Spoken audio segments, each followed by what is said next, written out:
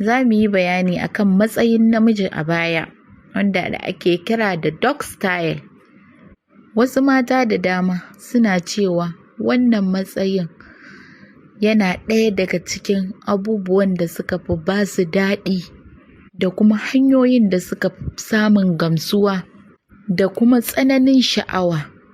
Maza ma da dama suna ganin wannan matsayin yana ɗaukar hankali sosai.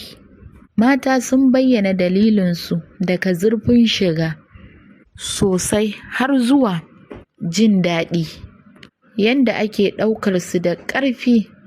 A wasu lokutan kuma mata suna jin daɗin gudun da namiji zai iya samu idan ya riƙe mata ƙugu, yana turawa, yana ƙirƙirar sauri, motsi, amma kuma namiji na iya sarrafa gudu idan matar tana son sauya salo, wani lokacin a hankali, wani lokacin da sauri.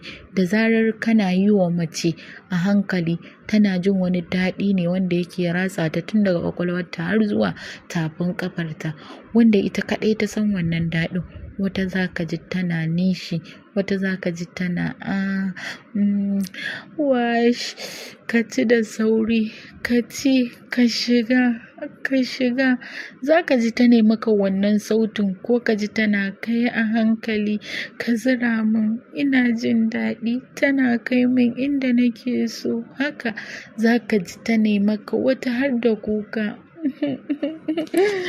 Ka shiga da gudu, ka fita da sauri, ko ka yi a hankali, ina jin daɗi sosai. Haka za ki ji mata suna maka wannan ihun kuma suna yi maka wannan sambatin saboda tsabagen daɗi da suke ji yana kai musu. Mata da suka fi haihuwa suna jin daɗin wannan. Mata da suka fi haihuwa sun fi jin daɗi da motsi a wannan matsayin domin farjinsu ya fi sassauci, kuma mazakuta na iya kaiwa gurin cikin sauƙi. Za a iya yin wannan matsayin ta hanyoyi daban-daban. Mace ta kwanta rubda ciki, mace ta kwanta, mace ta durƙusa hannu da gwiwa a ƙasa, mace ta tsaya ta lallaɓo ta lanƙwashe gindi, ko kuma ta kwanta ta gefe ko ta bayanta, ko tana kallon miji.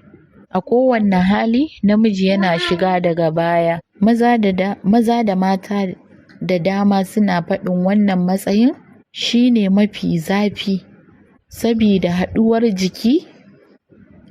jikin mace, gindinta da ɗuwawu da kuma cinyoyi.